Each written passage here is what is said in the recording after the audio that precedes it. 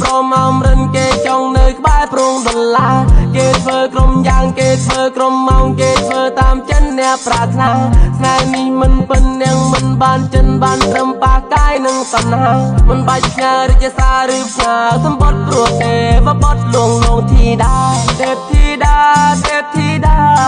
នាងណាក៏ប្រាថ្នាអូនបងចង់ស្និទ្ធស្នាលអូនរំរៀងកសារាស្រីស្ងាត់សូនយមនាងបងបានប៉ាំងកាយឲ្យឆោមឆាយយើងរួមក្បួន